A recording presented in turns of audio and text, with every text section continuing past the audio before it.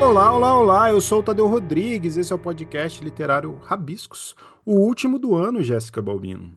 Socorro, Tadeu Rodrigues, como você está? Meu Deus, assim, eu tô um mix de acaba logo com não sabemos o que vem, mas sempre com aquele medo de que pode piorar. Mas assim, o último do ano, que delícia! Bora encerrar esse ano aí, bora Rapaz. rever o que passamos. Esse ano tivemos mais prós ou mais contras, Jéssica? Ai, nossa, mais contras. Para mim, foi um ano excepcionalmente difícil. Foi um ano que tive mais contras, assim. Não gosto de pensar, né, desse jeito. Sempre tento é, pensar positivo, mas um ano com mais contras do que prós, assim. Eu tive uma perda muito grande ontem, inclusive. Um ouvinte do Rabiscos, um amigão meu, trabalhou comigo, que faleceu, passando férias na Índia. A Jé tá acompanhando, ela até perguntou se tudo bem da gente gravar, e eu acho que eu gosto muito de estar aqui e fazer isso em homenagem ao Zé Rafael é importante para mim também, porque todo episódio ele comentava, ele me mandava mensagem. Ele era um ouvinte muito assíduo, então quero gravar dedicando a ele esse episódio. Ah, E, que legal. e o último episódio da semana passada foi com a Clarice Freire, foi sobre o tempo, né? O livro dela. O livro dela é maravilhoso. Sim. E então, de certa forma, fechar um ano com um episódio sobre o tempo e agora falando sobre a retrospectiva 2024, né? Dando uma amarrada aqui. No ano passado, acho que a gente fez a retrospectiva com o Casarim, né? Se eu não me Foi engano. com o Casarim, sim. E agora, Foi sim. com a Tati Leite. Faça as honras da casa, Jéssica. Tatiana Leite, que Tatiane, né? Já comecei falando errado o nome da pessoa.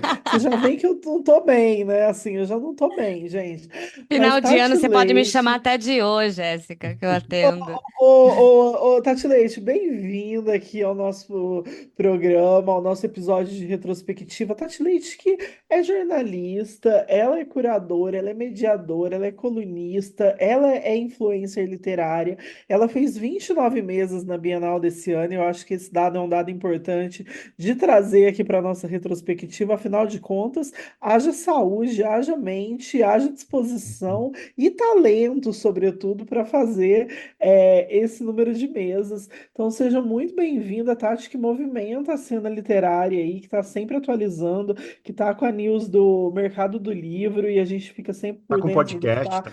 acontecendo, tá com o podcast Quarta Capa na Todavia e faz acontecer. A Tati, eu acompanho ela desde os primórdios da internet, gosto muito do trabalho, então é uma honra para mim gravar com ela aqui essa nossa retrospectiva, sabendo que ela está aí em meio a uma mudança, a uma reforma de casa, que a gente sabe que não é fácil. Então já sei que também foram mais contras aí, possivelmente, mas bem-vinda, Tati.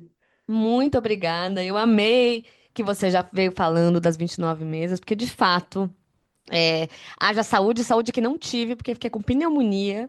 E então, assim, tem que valer para alguma coisa. Então, falar isso, colocar no currículo 29 mesas na Bienal é interessante. Então, obrigada, Jé, por trazer isso. E de fato, me acompanha aí, somos amigas desde que tudo era mato nessa internet.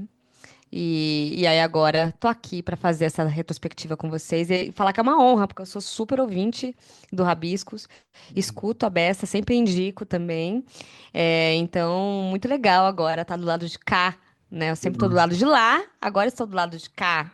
Honrada, honrada É, estou. A gente ensaia te trazer para o Rabisco já tem tempo, né, Jéssica? Vira e mexe, a gente vai levantando vira e mexe, a gente fala assim, esse a nome aí. Tati sempre querida e que bom, assim, que deu certo dela vir hoje. Espero que já esteja melhor da pneumonia, porque assim, ninguém tem saúde para 29 meses, assim, em 2 semanas. Não, insano, insano. Gostaria de falar que eu tô melhor, mas não tô, porque aí eu entrei na obra, aí é pó, não sei o quê, não. Então, assim, continuo mal das pernas, mas tô bem, entendeu? Porque é isso, final de ano, quem tá bem tá fazendo errado.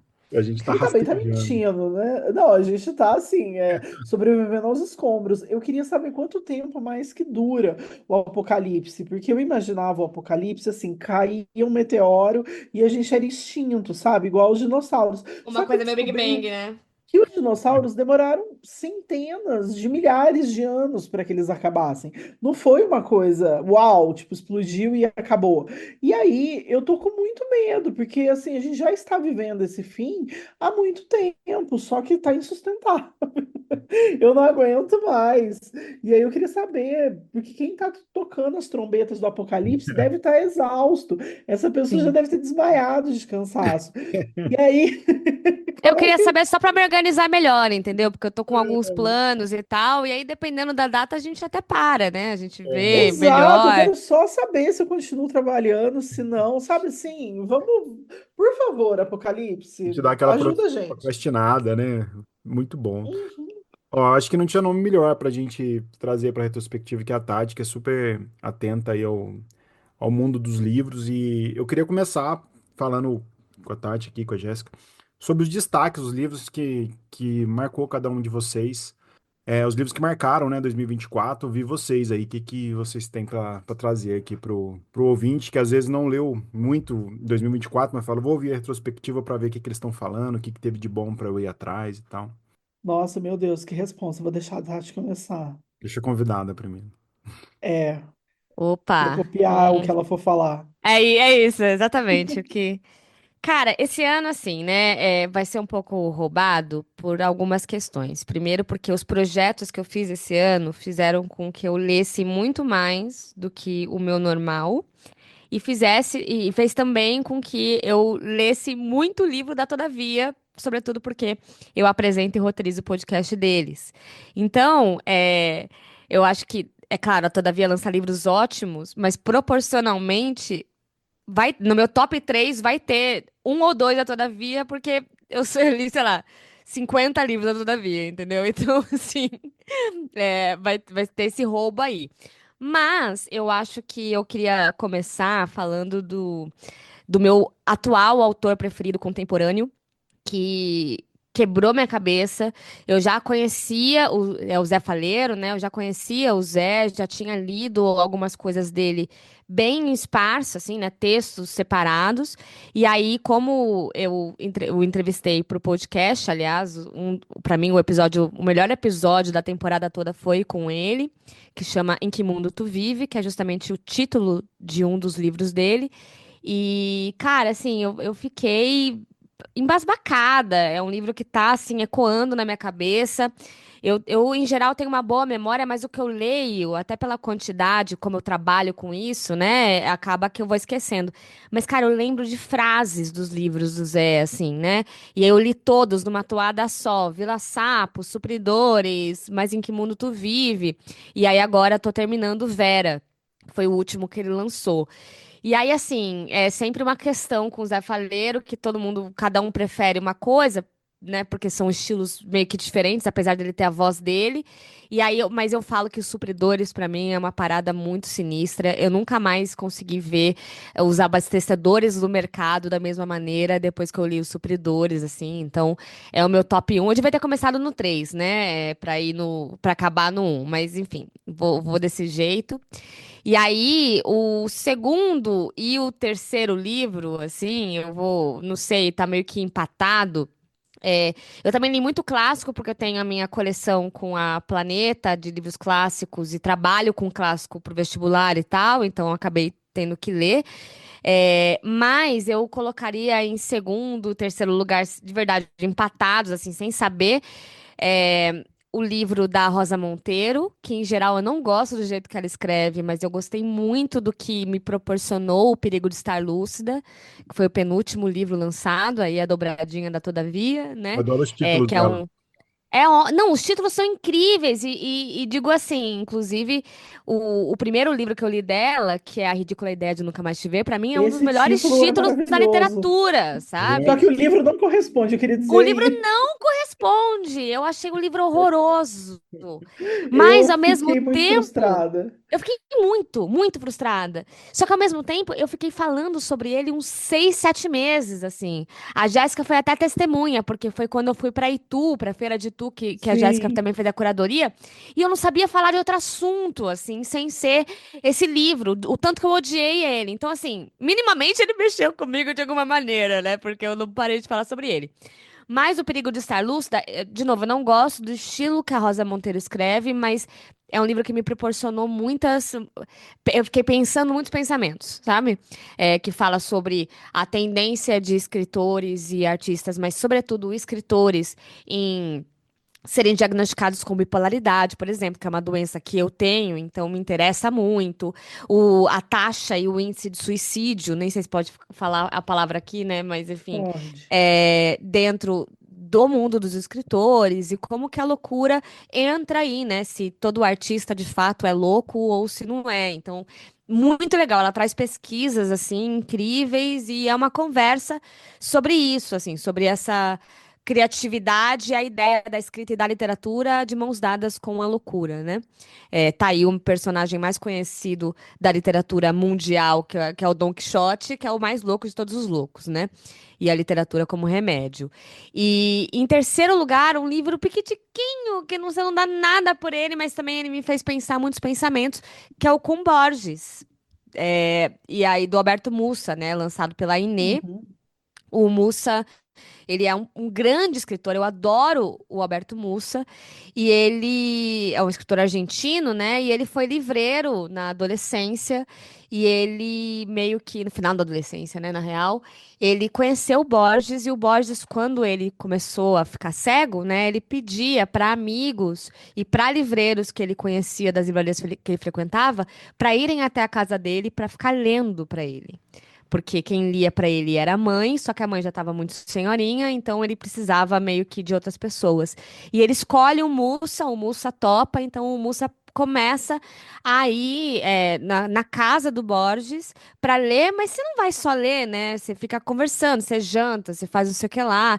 Então, assim, entender também esse outro lado do Borges e descobrir coisas interessantíssimas, por exemplo, com o fato de que eu até fiz vídeo sobre isso, né? Que o Borges falava que ele nunca, na vida dele, leu nada que não fosse por prazer. E muito me impressiona isso, né? Um homem que trabalhava exclusivamente com literatura e que trabalhou com literatura durante muitos anos, porque ele morreu já bem velhinho, e ainda assim conseguir esse feito de só ler por prazer, né? Eu que transformei, vocês também, imagino, que transformaram o hobby em trabalho. é, Cara, não tem como, né? Assim, é muito difícil. Eu não sei como ele conseguiu, porque eu tenho vários livros que não é prazer, né? Assim, é legal, tô lendo, mas é trabalho. E hoje em dia eu tenho uma dificuldade muito grande em entender ali quais são os livros, porque mesmo os livros que eu vou ler só porque eu quero ler, eles acabam virando conteúdo depois, né? Então, isso faz com que, enfim, as linhas estejam muito misturadas. Então, assim, esse é meu top 3 de livros do ano que me fizeram aí pensar no mundo de uma maneira diferente, que estão ecoando aqui na minha cabeça ainda. Tô falando muito, né? Uau, Jéssica, não, eu já deu, né? adorei. Ah, não tá Eu nada. adorei o seu top 3 assim, eu achei muito bom. É, eu gosto muito, eu queria destacar também que, aliás, a gente podia chamar ele aqui para o Rabiscos, Tadeu, para o próximo ano, que é o Faleiro. Eu gosto muito Ah, ele dele, veio esse gosto ano aqui. muito. Ah, então disfarça, eu Não, não mas ele pode acompanhei. vir de novo para falar do livro Ele pode novo. vir falar do Vera, assim. Eu gosto muito dos Supridores também, Eu também Tati. amo. O Vera eu ainda não li, mas tá aqui na minha fila e eu gosto muito, muito, muito dos Supridores. Para mim é um dos grandes livros, assim. Eu indico ele muito. Eu já presenteei pessoas com ele. Eu acho ele muito incrível. Então, que bom que você trouxe e citou esse livro, essa leitura Não, e do o ano. Zé é um acontecimento, né? Ele Ele fala. é maravilhoso. Ele é Sinuqueiro de uma mão cheia. sereia, né? Caraca, é uma sereia. Ele vai Sim, te ele encanta. hipnotizando. É uma Sim. coisa, assim. Ele faz você pensar uns bagulho e você se sente até mal. Você fala, cara, eu queria acompanhar esse raciocínio nessa rapidez. Assim, é demais, é demais. Ele é Ele é muito mesmo. bom, sim. Sinuqueiro de mão cheia. É, Ama sinuca. sim, ele é muito legal. Vamos trazer o Zé mais Vamos, vezes eu quero aqui. ler o livro novo dele, Vera. Também quero. Vou, Vou vou fazer faz esse esse corre aí. pedido aí para editora e a gente traz ele. Ele veio aqui Eu no vou falar o meu. Rabiscos falar sobre o álbum de família, não foi sobre um livro específico, ele contou da infância, Ah, tá. ele contou das Ah, que dificuldades. legal. Foi eu com o João que apresentou. Legal. Que massa. Ah, eu não ouvi, eu preciso ouvir. Mas eu gosto muito dele como pessoa e da escrita dele. Sou muito fã. Quero muito que ele deslanche ainda mais, assim, né? Quero muito que continue dando certo o trabalho dele. E você, Mas Jéssica, quais os vou livros falar te meu top marcaram? 3 aqui também. Vou copiar a ideia da Tati, então, Uhum. falar meu top 3. Eu fui jurado esse ano do Prêmio Caminhos, e aí eu tive que ler muito também. Mas eu vou destacar o que foi vencedor. Ele ainda não está publicado, vai sair no próximo ano pela Dublinense. Chama Mãezinha. E é da Isabela Cristo. É um livro muito bom de uma mãe que fica com o bebê na UTI depois que esse bebê nasce. E é uma protagonista bem complexa, bem interessante, no estilo de protagonistas que a gente gosta. E é uma escrita muito boa, muito fluida, muito gostosa de ser lida e com uma estética muito legal. Assim, a Isabela é uma grande leitora. E isso faz com que o livro dela seja um livro que eu tenho a sensação que ela escreveu pensando nos leitores. Então é muito bom. Vou deixar essa indicação, foi um dos meus top 3. Sei que é injusto, né? Porque ele ainda não saiu, mas já fica essa dica aí pra galera ler. Eu gostei muito do As Árvores, eu já recomendei ele aqui no Rabiscos e eu recomendo muito ele em todos os lugares que eu posso falar, que é o do Percival Everett, que também é da Todavia. O autor, ele é autor do livro que inspirou o Ficção Americana, que foi indicado do Oscar, ou vencedor, algo assim. E é um livro muito bom, esse As Árvores é um horror racial, recomendo muito. E o terceiro é o Febre de Carnaval, que é um lançamento da Juliana Ortiz Ruano. Ela é uma equatoriana e saiu pela Bazar do Tempo. E é um livro que fala, é um livro muito corporal, né? Como eu tenho essa pesquisa dessa literatura feita a partir do corpo, para mim é um livro extremamente corporal e que reflete muito do que é uma infância, do que é esse passar da infância para a adolescência, do que são os abusos, do que é ser uma mulher no mundo, de como isso é herdado a partir da família e como sempre existe uma tentativa de silenciamento e tudo mais. É um baita livro, assim, muito bem escrito, muito gostoso de ser lido. O meu livro ficou todo grifado, assim, então eu meço a qualidade dos livros também muito por isso, assim, o quanto eu grifei esses livros. E o Febre de Carnaval foi um desses, então eu vou deixar essas três indicações que gostei muito. E você, Tadeu? Eu não tinha separado o top 3 assim, mas vou Ai, falar Eu também não, perdão. eu separei enquanto vocês foram falando. Eu também Mas não, eu inventei na mas eu vou hora. citar alguns aqui que me marcaram em 2024. É, um livro que me marcou muito, um livro de contos, que é da Nath Menstrual, que foi tradução da Mara Moira, que é Chuva Dourada Sobre Mim. É um livro muito legal, escritora argentina, e passa nas ruas de Buenos Aires, alguns contos. Tem o lado da sociedade trans mesmo, da sujeira que é vista também aos olhos da sociedade. E fazendo um gancho, a Chuva Dourada Sobre Mim me marcou muito também o livro Mariconas, da Euler Lopes, que é um Uhum, livro muito legal, que fala um pouco sobre o homem gay velho, a velhice do homem gay. Sergipe é um pano de fundo muito legal, assim, são três personagens incríveis. É um livro que me marcou muito, também em 2024. Eu queria falar de um livro que não foi muito aplaudido, mas foi lançado esse ano, que é do Gabriel Garcia Marques, em agosto nos vemos, para trazer um clássico aqui, porque por mais que seja um livro que gerou uma controvérsia, a família lançou, ele não queria ter lançado, já estava com um pouco de demência quando ele escreveu. Eu gostei do livro porque parece que eu revisitei o Gabo, assim, e a gente deve falar dele mais para frente, mas foi um livro que ao contrário de que muitos amigos meus não gostaram, acharam uma leitura, uma escrita mais pobre, assim, eu gostei muito, talvez, pelo um pouco da nostalgia que o Gabo tem sobre mim, eu sou apaixonado por ele. Quem acompanha o Rabiscos aqui sabe também, tanto que a gente fala dele. Então, eu acho que de três livros, talvez esses três eu citaria aqui. Mas eu queria falar de dois destaques de 2024 que fez muito barulho. O Edouard Louis, eu acho que fez muito barulho, uhum. muito Meu mesmo. Deus, eu não botei ele no meu top 3. Que erro. Mas acho que não dá pra gente passar destaque de Não dá. 2024 sem falar dele, né? E ele virou aí quase uma unanimidade, né? No meio literário, né? E um que eu conheci na Flip, o senegalês, o Mohamed Mbougar Sarr, que eu não conhecia, né? Gente, eu não li, A me República da Memória julguem, eu dos preciso Homens, muito ler. Eu não tive tempo no meu, na minha comprei, vida para ler, gostei mas eu quero muito. ler. Eu fui nas mesas com ele, então assim, foi muito legal. Eu não sei, eu acho que são destaques que me marcaram em 2024. O Eduardo Louis aí virou meio que uma unanimidade, né? Acho que tá todo mundo aí nessa Sim, vibe. o dele eu li. E aí eu tô lendo, porque você falou que ia ser a próxima leitura É, do muito Clube do bom. Livro.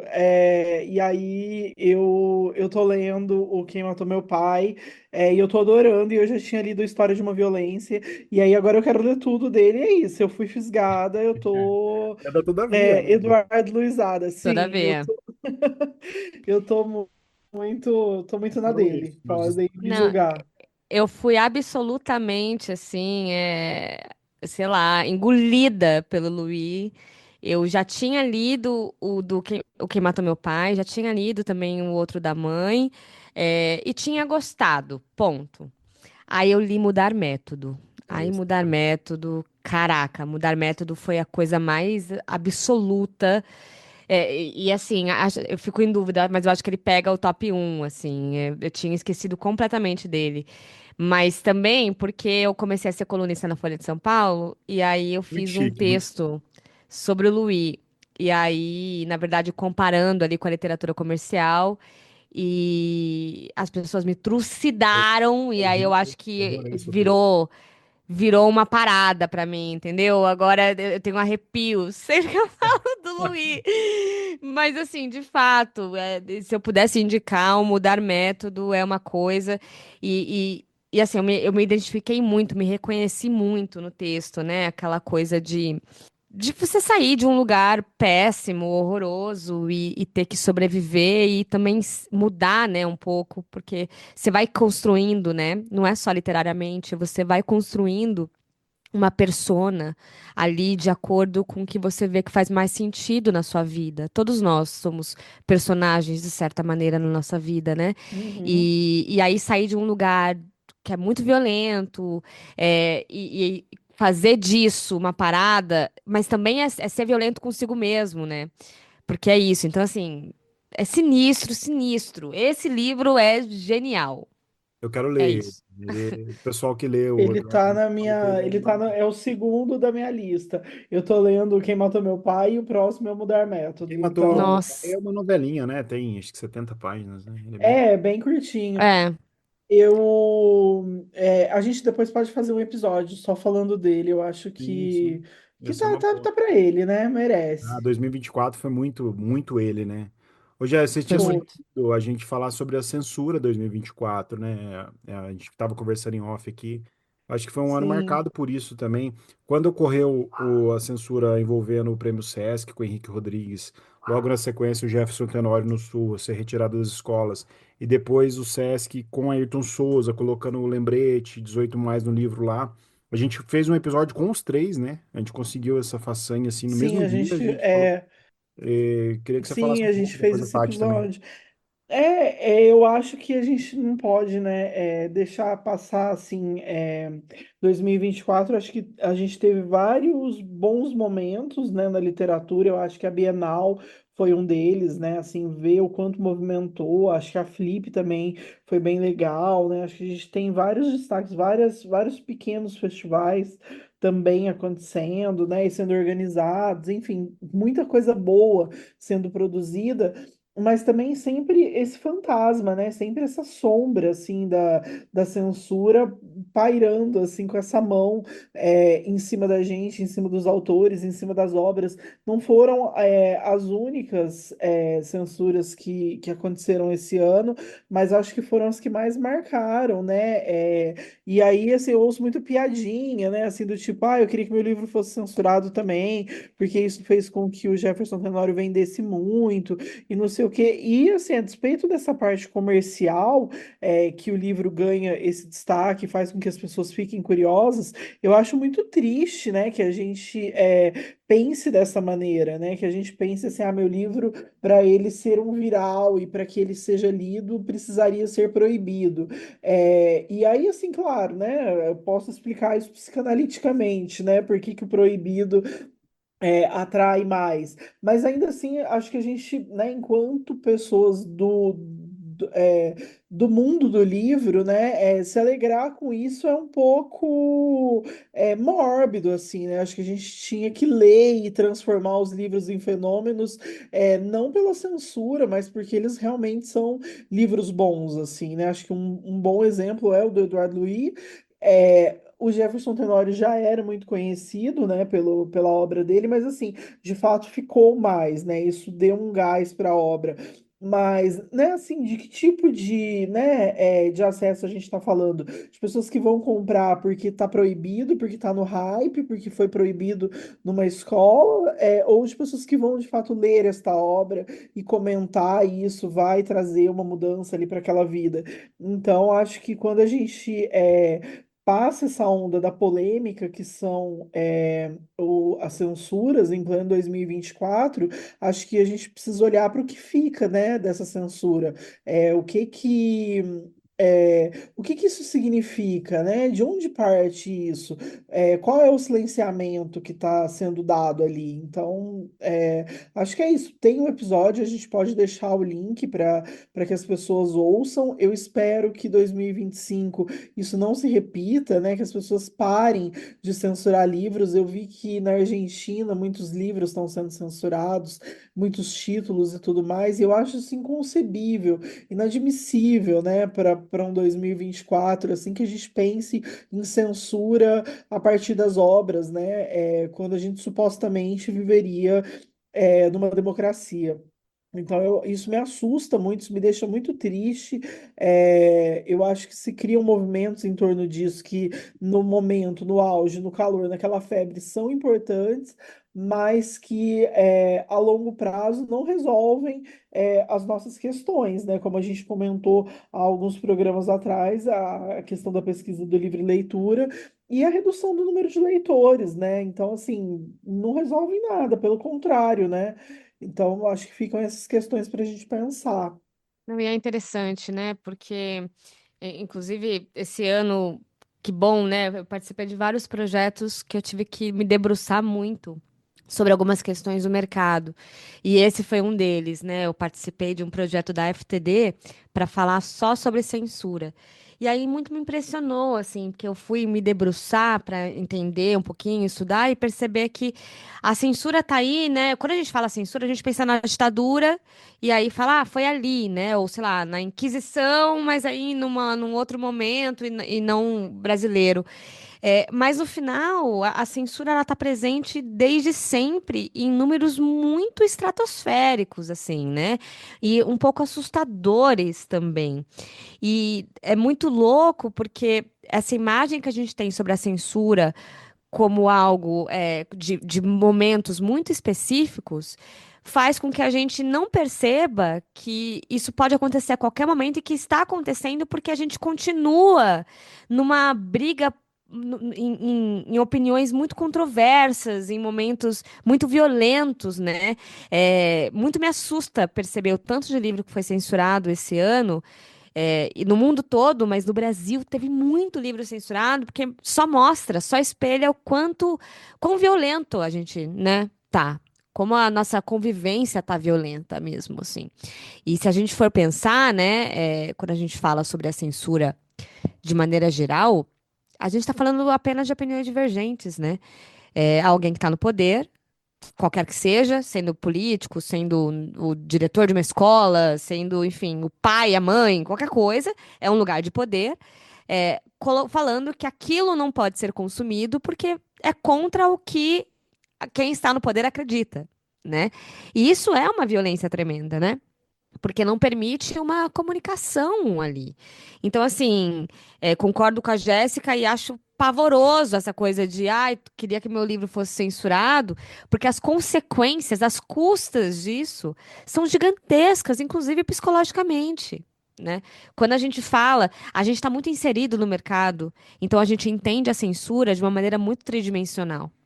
Agora, alguém que não está inserido nesse mercado, de maneira geral, quando vê censura, ela vai observar aquele livro sob um aspecto, sob um viés negativo. Então, se eu for pegar, por exemplo, a minha mãe, que é uma pessoa que lê, é uma pessoa que gosta de ler, já leu muito mais do que lê hoje em dia, mas ela tem uma filha, que é a minha irmã, que tem 17 anos. A partir do momento, e que é uma mulher negra, né? É uma menina negra. E aí, a partir do momento que eu não tive essa experiência, mas eu tenho certeza absoluta que se eu indicar um livro do Jefferson Tenório para ela e falar, ah, mãe, você podia pedir, né, falar para minha irmã ler, ela vai, se ela soubesse da censura, ela ia ficar com algum pé atrás. E ia pensar, ai, não sei, o livro foi censurado, sobretudo porque minha mãe agora é evangélica, né? Então, assim, ela vai pensar por esse viés. Então, assim, eu posso explicar, posso tentar e pode ser que não funcione, mas o próprio ato dessa censura em si, desse ato violento, faz com que a literatura já ocupe um lugar diferente. Né? Já ocupe um lugar que você vai ter que debater, vai ter que questionar, vai ter que insistir. E o livro não podia estar aí, né? Não podia estar aí. E isso, as consequências disso no final são desastrosas. São desastrosas demais. Porque, em geral, é, as pessoas censuradas são esquecidas em algum momento, né? Então, assim, precisa de muito mais trabalho para insistir. Porque se o regime que está ali falando, se quem está no poder está falando não pode, a tendência é que não possa mais, né? No caso do Jefferson Tenório, que bom, teve um questionamento legal, todo mundo foi atrás, todo mundo fez post, todo mundo falou, explicou, mas teve vários outros livros censurados que não tiveram o mesmo tipo de defesa. Né? E esses livros serão esquecidos, aí vão ser novas Cassandras Rios que vão existir aí, né? Cassandra Rios, a primeira escritora a vendeu 1 milhão de cópias, mas também a escritora mais censurada. Dos 32 livros que ela publicou, 29 foram censurados. E aí eu pergunto para os ouvintes, e pergunto para vocês, qual foi a primeira vez que você escutou sobre Cassandra? Você sabe quem é a Cassandra Rios? Já leu alguma coisa dela? Agora pode até saber um pouco, qualquer que seja o motivo, porque de fato estão tentando recuperá-la. Mas a mulher tem 32 livros. Eu mesma fui ler Cassandra Rios ano passado só, entendeu? E desses 32 livros, eu li 3, 4 no máximo. E ainda com uma tentativa, assim, ainda traz em sebo, porque não acha mais. Então, assim, a tendência é que isso aconteça em outros lugares, né?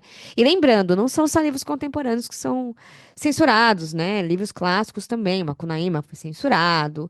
É, se a gente for pegar, até uma literatura latino-americana tem sido censurada também dentro das escolas.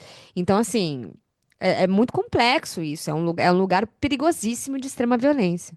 Eu destaco aqui, enquanto a Tati falava, eu lembro que quando eu conversei com o Ayrton, né, que ele falou das cenas de sexo homoafetivo, homossexual que tinha no livro dele, que tem no livro dele, gerou um tipo de revolta, como se aquilo fosse uma coisa muito absurda. E a gente sai de um ambiente conservador, né, no governo passado, e tecnicamente em 2024 a gente tinha a sensação de que não estaria falando sobre isso, mas...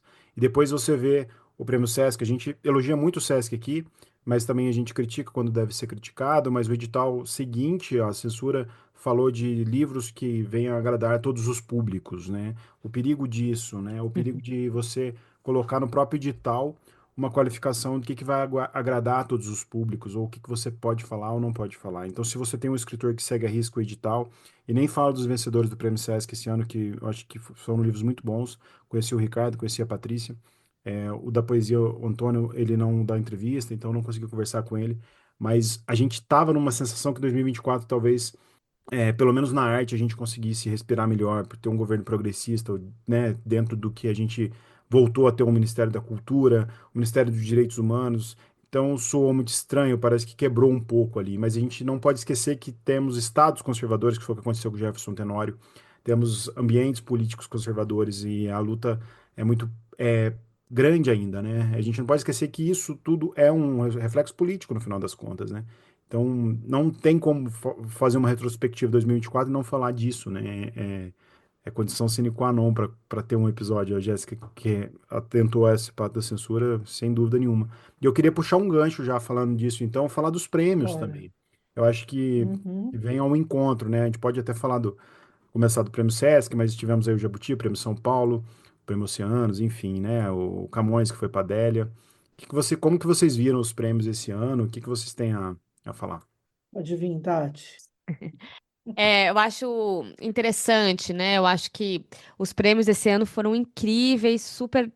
Eu senti que eles furaram algumas bolhas. O próprio São Paulo Literatura estava lotado, né? Eu apresentei o prêmio, o tapete vermelho do prêmio, e assim, eu nunca vi uma premiação tão cheia, e fiquei muito feliz com os ganhadores, sobretudo com Luciana Aparecida, né? E achei que ela fosse ganhar o O Jabuti. Jabuti, sim. Que E quem. decepção! Que Pois é, e decepção! quem ganhou foi Itamar, né?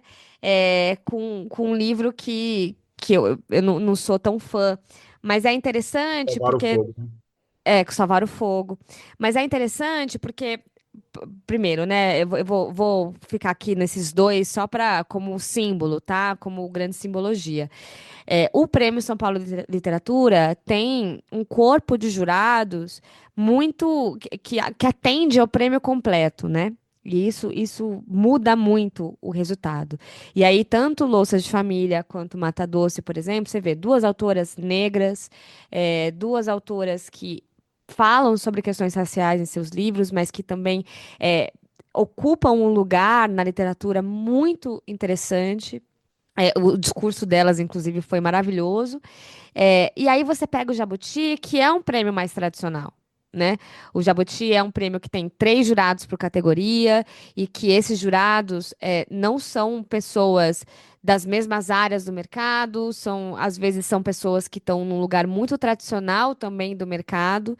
E é inegável, aliás, esse foi o tema do meu segundo texto na Folha, sobre, por exemplo, a categoria de romance e de entretenimento, né? Mas é inegável que o Jabuti ele é um espelho dos jurados. De acordo com o jurado, é muito claro. Eu não vejo isso tanto nos outros prêmios. De acordo com os jurados, é quem ganha, né? Quem ali é direcionado. E o próprio livro do ano foi muito surpreendente no Jabuti, né? Que é um livro sobre a Porta-voz, né? França, de uma mulher muito importante para o mercado, porque ela é uma grande tradutora, mas esse livro em si, até ela subiu no palco muito, assim, muito, nossa, não acredito que esse livro ganhou. E quando esse livro ganhou na categoria dele, foi interessante, porque eu estava compartilhando, e aí alguns livreiros me mandaram mensagem falando assim, nossa, esse livro está completamente encalhado na livraria, assim, não vendeu uma unidade sequer. E aí, aí de repente, livro do ano, assim, né? Então, para mim, isso é um grande símbolo. E aí, pegando São Paulo e o Jabuti como exemplos, né? De como os prêmios têm espelhado coisas diferentes. Se você pega o Sesc, o São Paulo, se você pega até os novos, o Carolina Maria de Jesus, e etc., dá para ver que existe um espelhamento comercial até, né? O Jabuti não, o Jabuti costuma ser mais tradicional nessas escolhas e espelha mais os jurados em si. Então, isso é muito interessante. E aí eu falo com propriedade nesse sentido, porque eu fiquei, até na minha coluna da Folha, eu citei sobre essa coisa do entretenimento, porque no ano em que eu fui jurada, e no ano em que Diana Passi foi jurada, né, curadora da Bienal, que, enfim, era da seguinte na época e fez a Flip Hop, por exemplo, os livros que ganharam foram livros de entretenimento, né? Que é o jovem adulto ali, numa parada mais comercial. Quando, nos outros anos, que os jurados foram mais tradicionais dentro do mercado, os livros de entretenimento não foram, de fato, naquela categoria, né? Esse ano quem ganhou foi o Samir Machado de Machado, que é um cara que defende muito a literatura que ele chama de entretenimento, mas ainda assim não é um livro jovem. Aliás, não tinha nenhum livro jovem dentro da série ali dos 5, né? Mas é interessante a gente pensar no que o prêmio significa, né? O prêmio movimenta o mercado, é, importante porque também é grana, né? Você pega o Oceanos, é uma grana. Cara, São Paulo é uma grana. A Eliane do Louça de Família nem sabia que ela ia ganhar aquela fortuna, né? Porque é uma puta grana boa. Mas ainda, além de movimentar Real mesmo? Quanto que é o financeiramente a valor? vida dos autores, oi? Quanto que é o valor? 50 eu acho. 50. 75, eu acho. 75. Eu acho que sim. Eu vou confirmar aqui Prêmio enquanto a gente estiver dinheiro. gravando. É. É o maior. 200 mil. 200 mil, acho que 200 mil 75 é reais. o Jabuti, É um uma dinheirinho coisa bom. assim. Não, o Jabuti é 5 mil reais e ainda Jabuti tem desconto Ah, do tá. imposto. Jabuti é o menor. Misericórdia. O São Paulo é o maior que tem em termos de dinheiro, né?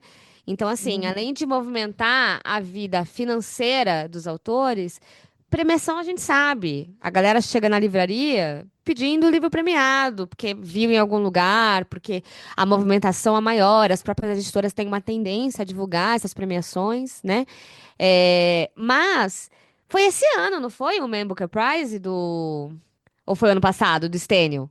Eu já Foi tô o. Foi perdida, já esse não Não, sei ano. foi que esse ano. ano. Foi esse ano. Do Stênio foi esse ano. Foi esse Cara, ano. esse Esse prêmio ano.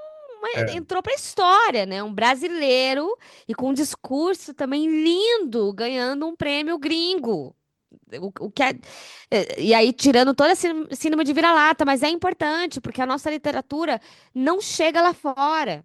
É verdade. muito difícil, com raríssimas exceções, que você tem o Paulo Coelho numa pegada comercial e você tem Clarice, né? Basicamente, os mais conhecidos lá fora. Então, assim, ter um autor contemporâneo, fora do eixo Rio-São Paulo, LGBT, enfim, tudo isso e ele chegando nesse lugar também é muito bonito, muito importante, muito legal. Então, esse ano foi um bom ano para prêmios, tivemos uma variedade gigantesca, mas eu acho que é importante também a gente citar aqui no Rabisco sobre como esses prêmios têm as suas próprias dinâmicas e que essas dinâmicas nada muda, né? Brasil feijoada. Algumas coisas continuam iguais, assim, né? Nessa mesma tradição, nesse lugar da tradição. Muito bom essa visão, Tati. Eu acho que elucida muito para o ouvinte que geralmente só ouve falar dos prêmios, assim, de um jeito mais amplo, né? E não mais focado, assim. Eu queria destacar um prêmio que eu gosto muito, que é um prêmio, né? Ele é pequeno, mas é o prêmio Mix, né? Que é um Mix literário, o Caio Fernando Sim. Abreu. Eles fazem um trabalho muito bonito e esse ano o Mix literário quem ganhou foi o Coelho de Prata, né? Foi o Dalgo Silva, com o livro Meu Amor é Político. E o Caio Fernando de Abreu foi a Marcela Face por Abafada. Eu queria falar desse prêmio porque a gente sempre fala dele todo ano, a gente grava com o Ale Rabelo, que é o curador, que é o Uhum. idealizador, e ele é importante também, apesar de ser um prêmio menor, mas eu acredito que ele está crescendo a cada ano e as pessoas vão atrás dos livros e, e descobrem uma literatura contemporânea, né, voltada ao público LGBT muito grande, assim, e as pessoas sempre me agradecem, né? E falar também do Prêmio Oceano, que a Micheline ganhou, e também o Nuno Judice, né? Uma colheita de silêncios, que é um prêmio bacana, e a Micheline também é uma excelente escritora, eu sou muito fã dela, né? O pessoal, ela já participou aqui da homenagem que a gente fez para Marcelino Freire, ela participou aqui do Rabiscos, e eu acho que só Maravilhoso, pontos. sempre. E você, Jé, o que que você tem a falar sobre os prêmios? Eu gosto de prêmios, eu tendo a concordar muito com a Tati, né, no que diz respeito ao prêmio Jabuti. Eu fiquei muito frustrada da Luciane não ter levado, e fiquei muito frustrada com o livro do ano. A gente falou aqui, né, no nosso episódio, mas é isso, eu acho que não se restringe a isso, né? Eu acho que novos prêmios estão surgindo. Eu falei do Caminhos, que eu fui jurado esse ano, mas não só, assim, eu vejo vários outros prêmios literários que surgem. A gente tem o prêmio Kindle, que é um prêmio que revela muita gente e, para além do vencedor, assim, sempre coloca no radar das editoras outras pessoas que estão produzindo e escrevendo e fazendo livros que são marcantes.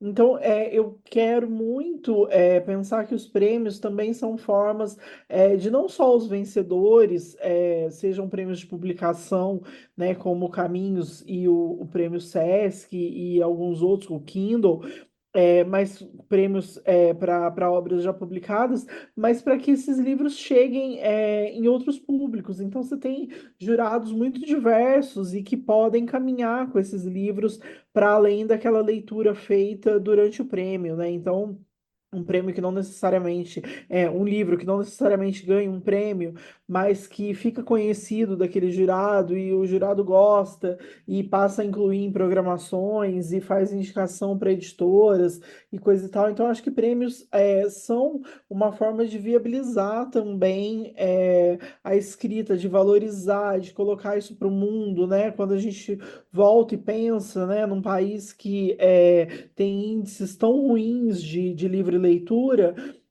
os prêmios são um respiro e são um fôlego. Quisera a gente pudesse ter mais prêmios, então gostaria que a gente pudesse ter mais, na verdade, assim. Mas é isso, os resultados são sempre questionáveis, eu sempre questiono, e podem questionar também, quando eu sou jurada, e é isso, acho que é parte do jogo, mas gosto, espero que a gente tenha mais prêmios, mais vencedores, enfim. Eu vou só dar um panorama aqui pro pessoal que tá ouvindo, que a gente às vezes vai falando. Tá. Eu só vou falar por alto aqui. Então, Jabuti, o romance literário foi Salvar o Fogo, do Itamar. O livro do ano foi Sempre Paris, Crônica de uma Cidade, seus escritores e artistas, da Rosa Freira da Aguiar. O de poesia foi Cabeça de Galinha no Chão de Cimento, do Ricardo Domenech, da editora 34. E o de conto foi da Betânia Pires, uma querida Betânia. O livro é muito bom, O Ninho, eu gostei muito.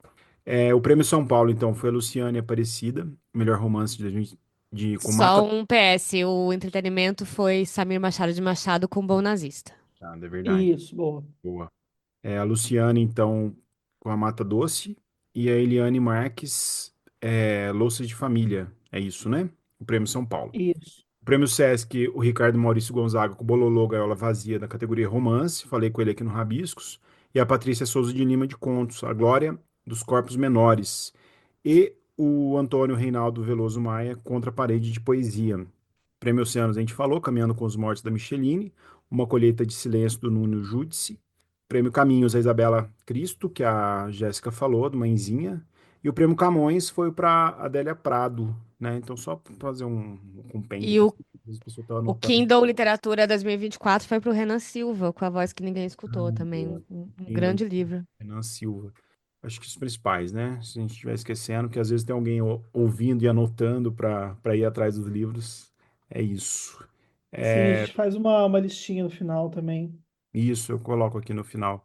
Bom, acho que o que a gente podia falar agora para fechar, a gente falou dos destaques, se tiver algumas obras que surpreenderam vocês, ou os movimentos literários mesmo, newsletter, os impactos sociais, as plataformas aí, o que vocês têm a falar aí para a gente partir para essa reta final, antes de falar das adaptações do cinema, porque Sim, quero falar das adaptações. já Eu acho debate. que a gente precisa. Desculpa, cortei, já? Não, não cortou, Não, pode pode falar. ir. Eu acho que é interessante a gente falar sobre a questão da criação de conteúdo literário, né? Que passa ano, volta ano e continua sendo uma questão. Brasil feijoada. E esse meme vai ficar velho, né? Mas eu insisto nele ainda. Mas é interessante porque porque dentro desse lugar a gente pode falar de vários assuntos que foram assuntos relevantes. A gente pode falar sobre a pesquisa Retratos da Leitura no Brasil, que identifica ali os influenciadores numa porcentagem muito pequena, mas ainda assim pertinente, né, de influências ali de fato para a compra do livro na livraria, tanto física quanto online. A gente também pode falar sobre os livros que viraram best-sellers e que voltaram, ou livros que já tinham sido lançados há um tempo e que voltaram aí para o mundo por conta dos booktokers, sobretudo, né? Sobre essa grande comunidade aí do TikTok e que é uma sensação mundial, né? Não é só no Brasil. O BookTok Brasil é o item de maior pesquisa, né? Dentro do TikTok, aliás. Mas, de qualquer jeito, no mundo todo, o BookTok, né, os criadores de conteúdo no TikTok têm movimentado aí a lista dos mais vendidos, inclusive trazendo livros que estavam até em saldo, né? Um ótimo exemplo é A Canção de Aquiles, que é um livro que tinha sido lançado em 2014, sei lá, há muito tempo, pela Jangada, e aí alguém do BookTok gringo reviveu, apareceu chorando, lendo esse livro, e aí, de repente, a Planeta compra, né? E vende aqui. Então, também a força desse mercado aí, desse nicho literário online. E a gente pode pegar também, pode falar sobre Machado de Assis aí com a BookToker gringa, com a Bookgrammer gringa, né? Que inclusive veio para o Brasil para fazer uma série de feiras e discursos e coisas para falar, porque ela estava fazendo essa leitura da literatura no mundo, e aí, por ordem alfabética, chegou no meio do Brasil, indicaram para ela ler Machado de Assis, e ela ficou absolutamente aficionada. Então, também é interessante. E fez Machado entrar na lista dos mais vendidos, né? Do mais absoluto nada, o que mostra como a gente tem uma síndrome de vira-lata danada, mas tudo bem. E o importante é ler. E também, enfim, tem vários assuntos ali. A gente pode falar de Lei Cortês também, que os influenciadores agora. Felipe Neto aparece aí, né, com o seu livro no best-seller, indo para Felipe Neto na Flip, Montou um Felipe clube Neto de na leitura, né? Bienal, montando um clube do livro, inspirado aí nesses modelos de Hollywood, né, da Reese, da Oprah, do Obama e tal. Então, e que todo livro que ele escolhe na lista do Clube do Livro entra para a lista dos mais vendidos, né? Ele começou com Fahrenheit 451, depois ele foi para Corpos Secos, aí foi Frankenstein. o livro dele, e agora foi pro Frankenstein, né? foi pro Frankenstein, e agora vai pro Ainda Estou Aqui, né? Que a gente vai falar daqui a pouco sobre ele, por conta das adaptações. Mas, enfim, como esses criadores estão influenciando, estão mudando. E ter Felipe Neto na Flip é uma coisa muito interessante, né? Muito legal. Ana Foi uma Lima, loucura, né? Foi uma loucura. Eu nunca vi isso na Flip. caraca, um monte de criança na Flip também. Então, assim, muito legal. Ana Lima, cara, Tudo bem. que, Brilhou. que curadoria É. sinistra, né? E ano que vem temos Ana Lima aí de novo. Então a gente tem toda essa movimentação que tem a ver com os influenciadores. E teve isso, né? Aí o Felipe começou a participar de todos os podcasts literários que existiam na face da Terra, e vídeos e etc. E aí no Publish News ele se declarou a favor da Lei Cortês, né? Apesar disso, grande parte, se não todos os influenciadores literários são contra a Lei Cortês. Então também está rolando aí essa questão, essa briga, que é a lei do que era a antiga lei Uhum. do preço fixo, né, que vai exigir aí, que está em trâmite, e se ela for aprovada, vai exigir várias coisas, mas o principal é que o preço dado, o preço de capa, vai continuar sendo o mesmo por um ano, né? Então, sem poder aplicar um desconto ali, justamente para tentar bater de frente com a Amazon, que tem dado uma destruída aí no nosso mercado. Então, tudo isso tem a ver, né, com os influenciadores têm tido bastante peso nisso, mas como eu sou uma influenciadora, eu sou suspeita para falar sobre a importância e sobre como, de uma vez por todas, a gente precisa falar a respeito. Aí, nos bastidores aqui, né, a gente estava conversando sobre quais seriam os temas que a gente falaria aqui, e a Gé mandou uma matéria, que inclusive eu tenho um trecho meu, né, tem uma fala minha, que é falando sobre o retrato da leitura no Brasil e os influenciadores literários. E aí, uma coisa que eu falo lá e que eu gostaria muito de repetir aqui é que, primeiro, não dá mais para desconsiderar, não tem como a gente fazer uma pesquisa sobre retratos da leitura no Brasil e desconsiderar a força dos criadores de conteúdo. É impossível. E não só literário, né? Criadores de conteúdo de maneira geral, até porque hoje em dia todo criador tem falado, tem indicado livros de alguma maneira. É, e aí, além de ser inegável, é impossível a gente não ver, é que nem a Mariana, que trabalha, né, nessa pesquisa, ela falou um dia que era impossível não considerar a Shopee, por exemplo, na lista, e que a Shopee entrou só agora na lista de e-commerce, né? E é impossível não pensar na Shopee, porque a Shopee está vendendo muito e apareceu ali num ranking bom. Então, da mesma maneira, os criadores de conteúdo né, de maneira digital. E aí, o que eu falei lá na matéria e que eu queria repetir aqui é que, da mesma maneira como o mercado todo se movimenta a partir do PDV, né, do ponto de venda, e que antigamente era o banner no metrô, antigamente era a vitrine da livraria, sobretudo porque eram duas livrarias que existiam né, no Brasil, duas grandes livrarias e que tinham em vários lugares e que ambas faliram, inclusive, é, é impossível a gente não entender os influenciadores digitais nessa mesma toada, porque antes era muito fácil a gente falar assim, é muito difícil saber quem foi na livraria porque foi impactado pelo banner no metrô Ana Rosa. É muito difícil a gente saber quem foi na livraria porque foi impactado porque no comercial da novela das 9 apareceu o livro. É muito difícil a gente mensurar isso. Então, por que cargas d'água, para não falar aqui um palavrão, a gente não considera a mesma coisa quando a gente vai falar dos criadores literários, né? Dos criadores Uhum. digitais, que não são vendedores e eles são influenciadores, o próprio nome já diz. Então, assim, a partir do momento que a gente está aqui no Rabiscos falando sobre livros, aí o Tadeu vai lá e fala de 3 livros que ele gostou, que ele amou, e a Jéssica fala de mais 3.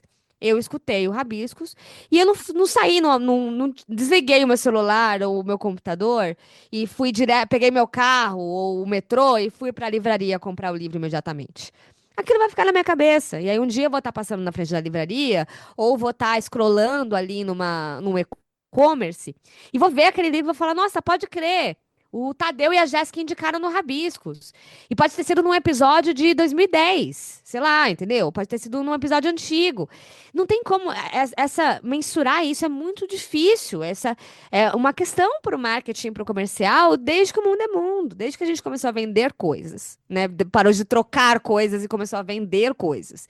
Então, a mesma coisa se aplica. Os influenciadores estão ali para ir, é um trabalho de formiguinha, né? A gente vai falando, vai indicando, vai comentando, vai propagando a literatura e é impossível a gente não pensar nos influenciadores e também é impossível quando a gente pensa nos influenciadores a gente deixar de considerar que não são vendedores e que a gente está falando sobre influência, sobre trazer o livro, trazer a literatura para o contexto do dia a dia, né? Que é isso que a gente faz. Ô, Tati, quero fazer uma pergunta para você. Isso que você está falando é muito legal. A forma de divulgar o livro, de chegar a livros antigos. Como que você vê isso, essa análise que você está fazendo, essa importância dos booktubers, como é que você falou, talkbookers, dos TikTok, Booktokers. Booktokers. TikTokers, com a pesquisa Retratos da Leitura, que a gente teve essa queda, a gente teve aparentemente, parece que o mundo tecnológico briga um pouco com a literatura, só que a gente vê esse outro lado, vê que não briga, pelo contrário, você pode fomentar leituras. Como que você vê isso? Eu acho assim, isso dá um episódio inteiro, né? Mas eu acho que é importante, eu bato nessa tecla há anos. A gente tem uma mania, e a gente, quando eu falo a gente, é enquanto mercado, né? Enquanto mercado, que o nosso maior concorrente é a outra editora, é os outros escritores, né? E etc. Se eu tenho um livro, então o Tadeu é meu maior concorrente, é meu arqui-inimigo, porque ele também tem um livro, e aí, enfim. Mas não, né? O nosso maior concorrente é Netflix, é HBO, é o próprio Spotify. A gente precisa convencer as pessoas que depois de um dia muito difícil, de um dia de cão que elas vão ter, que elas precisam chegar em casa, ou então antes de sair de casa, sei lá, e abrir um livro e ficar, não fazer mais nada, só ler um livro. Então, assim, isso é muito difícil, porque até a gente que trabalha com livro, o que a gente quer quando a gente chega em casa depois de um dia cansativo, é ligar a televisão e ver, ou sei lá, ou dormir, entendeu? É ver a vida sem pensar muito. Então, assim, eu acho que a pesquisa, por exemplo, esse ano, mostrou a única coisa que poderia ter sido que não foi surpresa para ninguém. Estamos cansados. Por isso que tem menos leitor. A gente está cansado, a gente está esgotado. A gente está lendo muito menos, porque até quem já se identificava enquanto leitor leu menos esse ano. Porque a gente não aguenta mais. A gente acabou de sair de uma pandemia, de um processo muito exaustivo politicamente, segue num lugar muito exaustivo politicamente, vide as campanhas políticas para vereador e governadores de maneira geral, não é só em nível de presidência, né? A gente está cansado, a gente está vendo. A gente começou esse episódio falando que a gente quer logo que o apocalipse aconteça. Então, quando a gente vai ler livro, é a mesma coisa, cansa mesmo, sabe? E aí, o que a gente está fazendo, enquanto influenciadores, e aí coloco todo mundo nessa. Quem trabalha em editora também é influenciador. Livreiros são os maiores influenciadores que existem, sabe? Então, dentro dessa perspectiva, o que a gente está fazendo é um trabalho hercúleo, sabe? Para tentar convencer as pessoas que o livrinho é legal, que é tão legal quanto a série lá. E que uma coisa não anula a outra.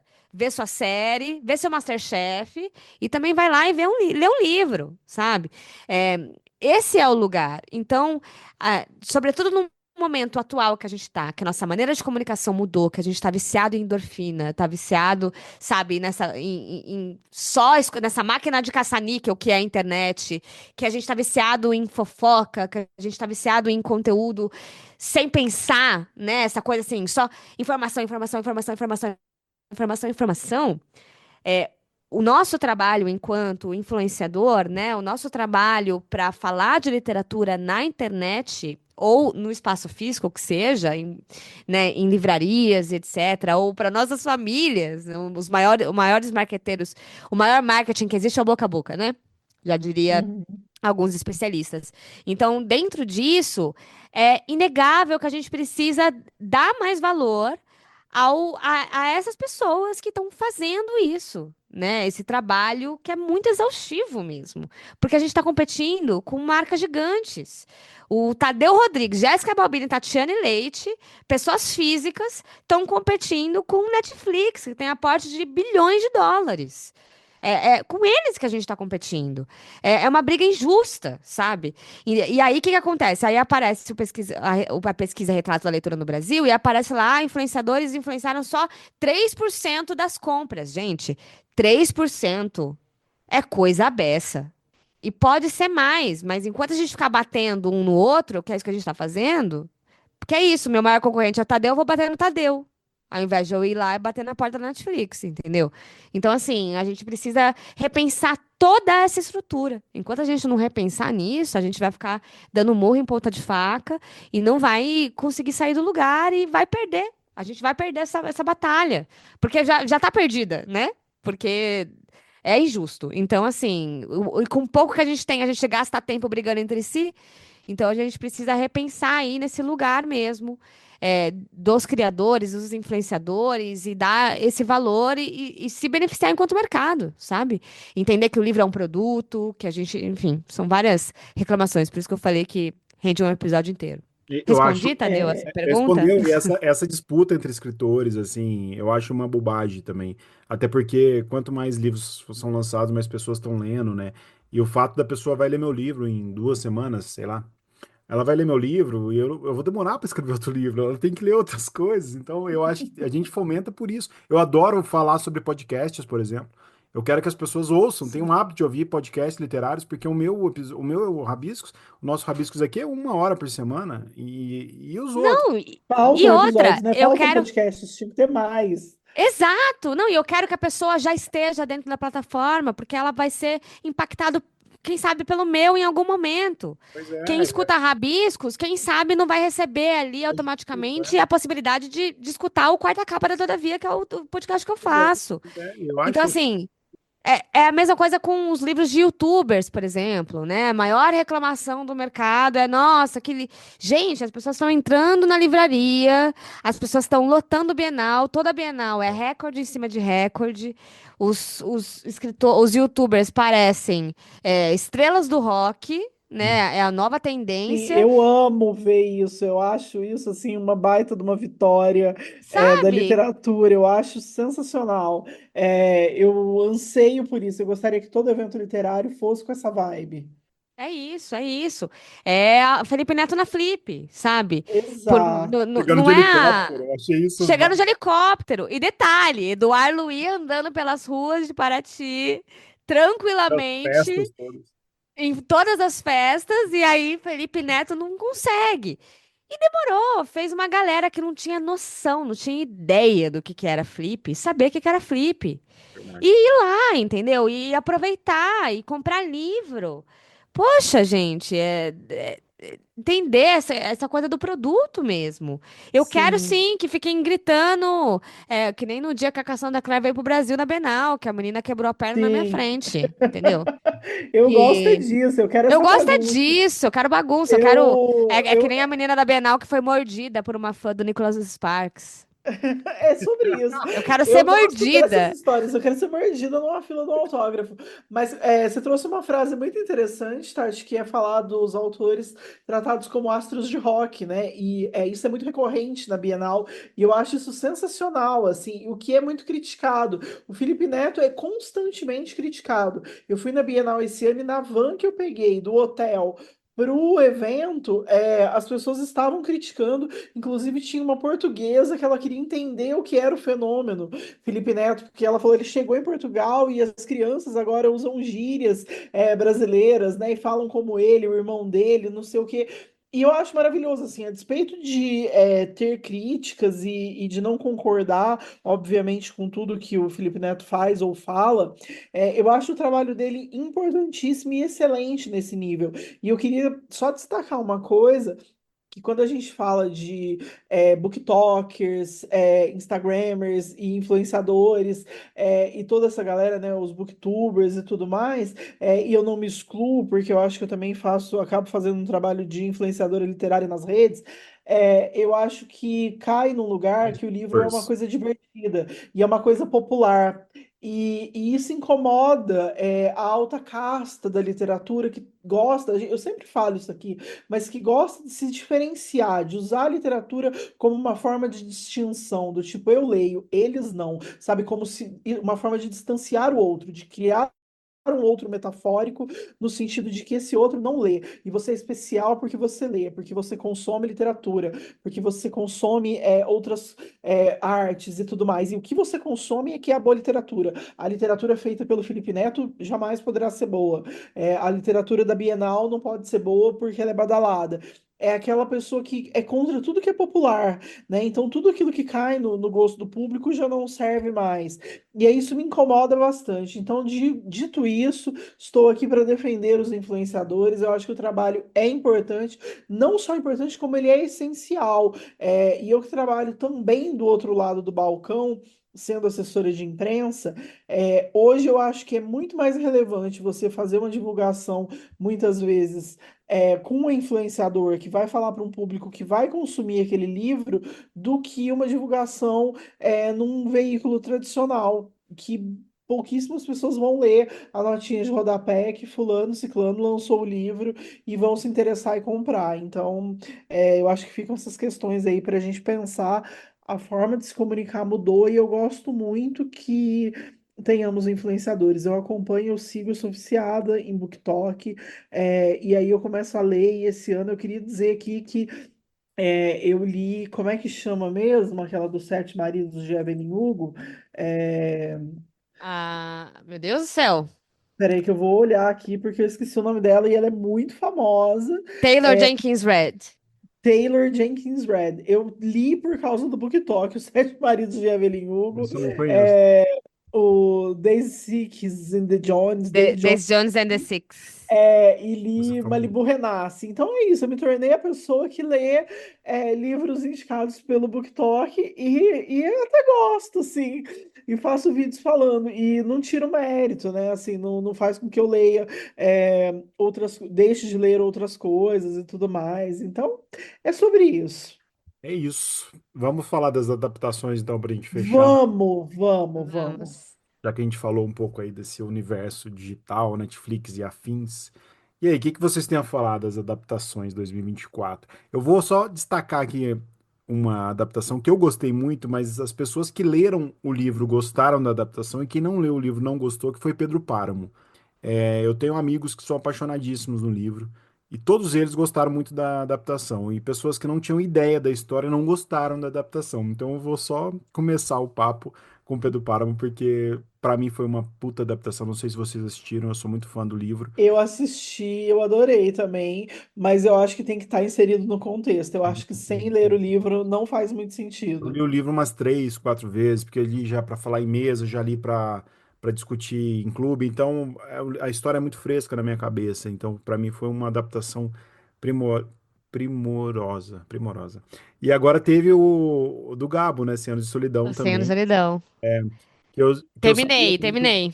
você terminou. Nossa, O Tati, isso é Gabo não muito queria rápido. essa adaptação, né? O Gabo não queria, foi a família também, assim como eles lançaram o livro. O E aí, o livro, que vocês é. acham das adaptações desse ano, Tati? Cara, eu não vi Pedro Páramo, então não posso opinar, mas o livro é uma coisa de louco, de Você vai amar, então, com maravilhosa. certeza. E vi outras adaptações, mas, engraçado, eu fui super rápida com 100 Anos de Solidão, mas eu tô muito lerda porque eu ainda não vi o filme Ainda Estou Aqui, né? E tô louca pra ver esse filme. Nossa, maravilhoso. E que foi assim, eu não conheço, não vi nenhuma crítica negativa sobre esse filme. Não, É, não vi, não existe, não existe. Acho que é o filme mais ovacionado da história. Ganhou do Alto da Compadecida, que pra mim ocupava o ranking de o filme menos mais amado do Brasil era o Alto da Compadecida. Agora eu tô achando que Ainda Estou Aqui. E que inclusive tá fazendo todo o movimento, né, dos booktokers que estão fazendo vídeos, criadores de conteúdo no TikTok de maneira geral, na verdade, estão fazendo vídeo para falar sobre a história das suas famílias, né, que também Sim, o que é foram incrível é criar esse movimento, né? é, muito interessante, assim, muito interessante. Mas o 100 Anos de Solidão é uma. Cara, eu gostei muito, assim. É, é claro, não tem a mesma dimensão. É claro, não. Eu retiro o é claro, tá? Porque às vezes tem adaptação que é melhor do que o livro. É que 100 Anos de Solidão não é um livro, né? É um É um acontecimento. acontecimento, sim. E aí fica muito difícil. Mas eu gostei muito da série. Só que é engraçado, né? Eu queria até fazer um vídeo sobre isso. É tanta violência, mas é tanta violência que eu comecei a ficar mal, assim, eu fiquei mal assistindo. No primeiro episódio já, que Já é um começa episódio muito de 1 hora, violento. cara, e é uma atrás da outra, assim. Uhum, Sangue, sangue, sangue, sangue, sangue, sangue, sangue, sangue, sangue, assassinato, sangue, sangue, sangue. É uma coisa muito pesada. E aí, mas nada fora do livro, é a história do livro, aliás, trechos inteiros, né? São citados. Então, assim, não, sim. não inventou nada, mas graficamente é muito pior. Eu me senti Uhum. muito mal vendo, assim. Teve horas que eu pensei assim, tô será que eu devia curiosíssimo agora parar? pra ver isso. Não, eu falei, porque assim, Eu será que eu tive essa devia sensação parar? também. Você teve? Porque é isso. Tive. O Agora, começo já, ele já começa muito violento graficamente. sim, E eu acho que o incômodo tá nisso, nessa violência muito gráfica, né? exatamente. É muito gráfico mesmo.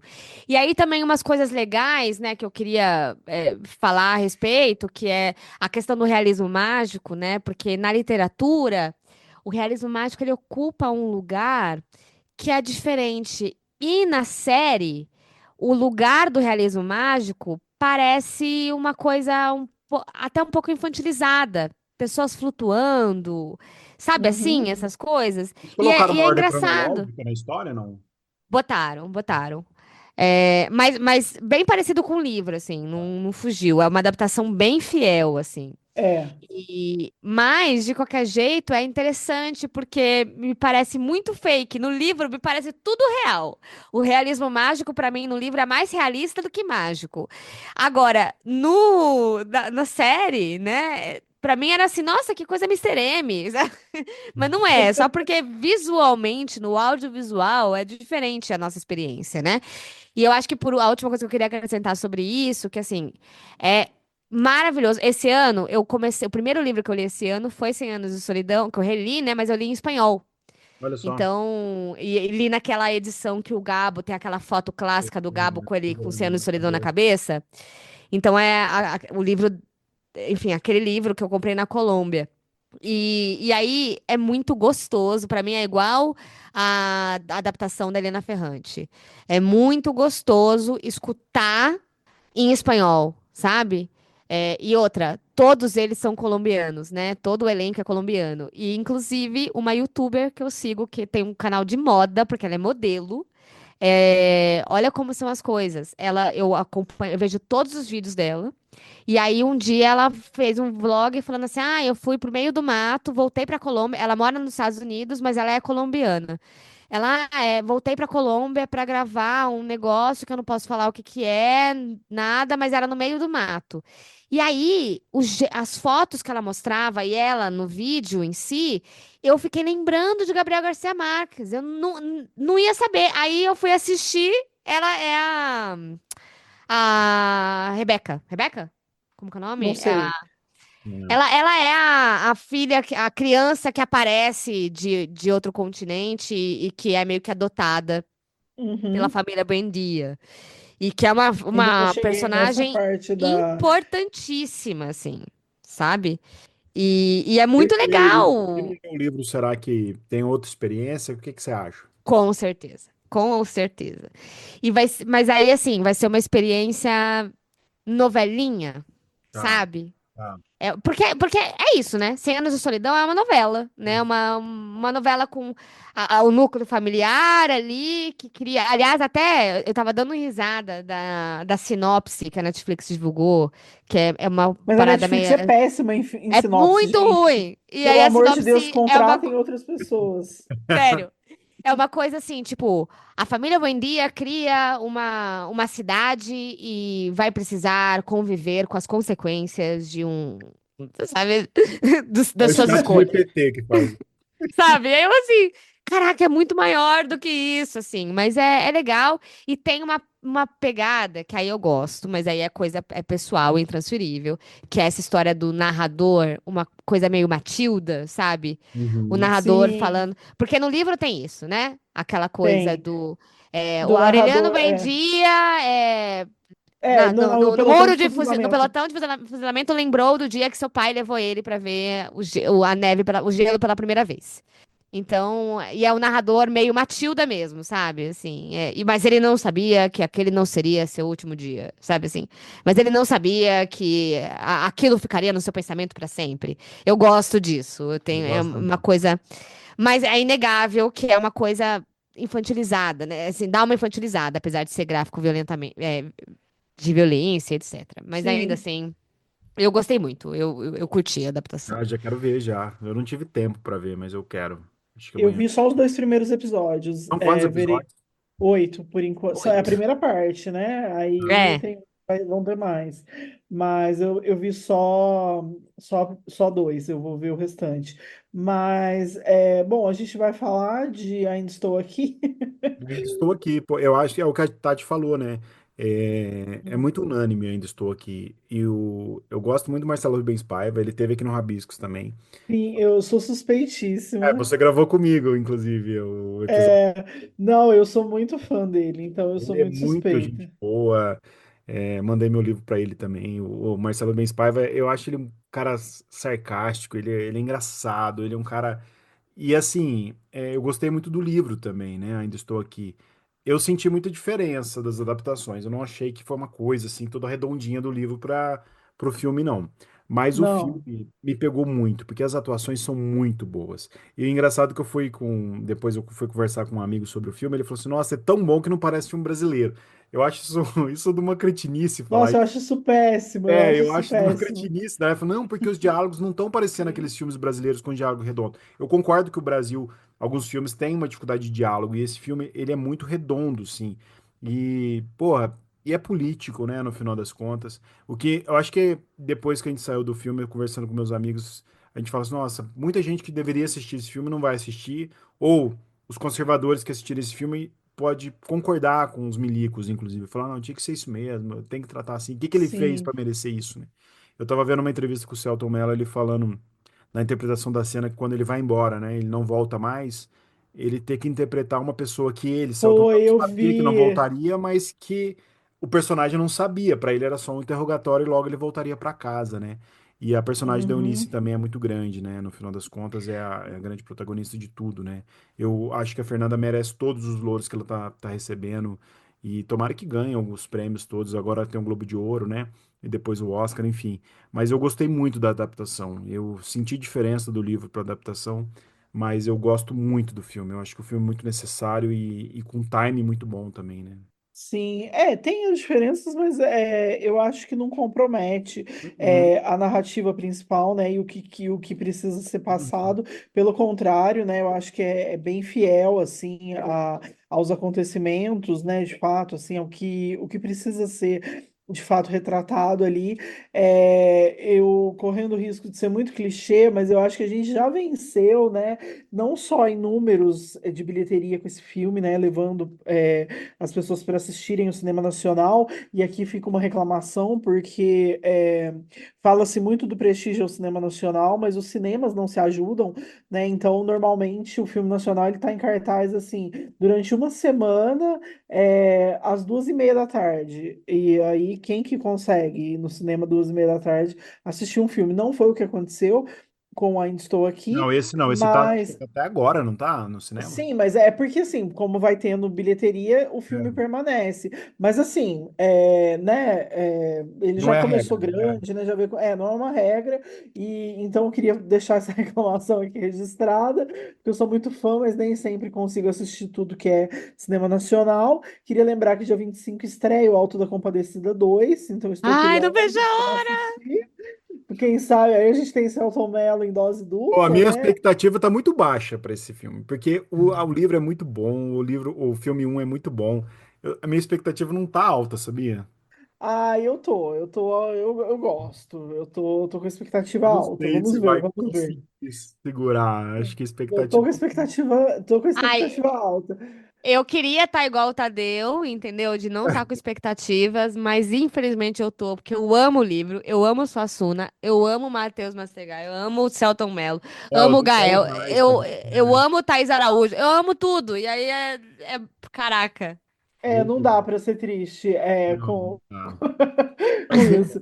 Mas ainda falando do Ainda Estou Aqui, eu acho que, sobretudo, a gente já venceu de levar essa história para o cinema, assim, de contar essa história da maneira como ela foi contada e como ela merecia ser contada. Então, eu acho que isso por si já é uma vitória. Eu acho que também inaugura, talvez, um novo momento assim para o cinema nacional, e eu espero que de fato inaugure ou reinaugure, tal qual foi com o Central do Brasil, que a gente possa ter esse respiro aí, né, agora, assim, que a gente consiga mais verba, mais investimento, esse olhar para o cinema brasileiro, dos cinemas para o que está sendo exibido e tudo mais. Eu acho que o Auto da Compadecida 2 já é aquele filme que vai estrear com bilheteria bombando, porque é um filme que todo mundo gosta, todo mundo mesmo, assim, todas as classes sociais, os personagens são muito bons. Eu acho que o Auto da Compadecida 2 vai vir com muita bilheteria, isso é fato. Isso aí não, acho que é indiscutível, né, o que vai ter disso. Sim, e que bom, né? Que bom. Uma das pessoas da bilheteria serei eu. Eu também, eu serei esta pessoa. É, eu tô animada, eu quero muito ver. Quem sabe Gente, eu já vou logo na estreia. e vamos finalizar, então. Fiquei muito feliz com a nossa retrospectiva 2024. Tati, quero que você volte no Rabiscos. Por favor, é só me convidar que estarei aqui. Quero que você fale do seu Por favor, podcast pra volte gente sim. também. Show, fechado. Eu já estou aqui, né? Porque todo episódio eu estou ouvindo, então. Ainda estou aqui, a ainda, louca. ainda estou aqui. Ô, Eu Tati, já estou aqui. pro pessoal te achar, o seu podcast, como é que ele, onde que o pessoal te encontra, o pessoal que tá no Rabiscos, que não te conhece, eu acho que é difícil, mas quem não te conhece, onde que te encontra, onde que te ouve também. Bom, é Tatiane com Y no final, Leite. No YouTube é Valer um Livro. E aí tem, enfim, mediação no Clube de Leitura da Biblion, que inclusive Aliás, quero te lemos o livro do agradecer. Quero te agradecer Tadeu. aqui. Você colocou meu livro lá na Biblion, depois gravou um vídeo falando da arte salva. Eu amei. Obrigado, viu, por ter lido e Imagina, obrigada a você por esse excelente livro. obrigado mesmo. E aí tem o podcast da Todavia, a Quarta Capa. Também tem a minha coleção de clássicos com a Planeta. Em breve a gente lança Clara dos Anjos, Muito do legal. Lima Barreto, né? Foi o Alienista do Machado de Assis, com artes da Mafeitona e prefácio da Daniela Arbex. Legal. Clara dos Anjos vai ser um artista de Minas Gerais, incrível, e com um professor de história do Rio é, como prefacista, que é o João Bigon. E, enfim, vai ter mais. Tem Memórias de Marta da Júlia, que é o livro que eu estou trabalhando neste momento. E tem Iracema, que o Iracema é o que eu mais cito, porque assim, é um livro que eu não curto, mas ele, enfim, é sempre obrigatório aí e tudo. Então, o que que eu fiz?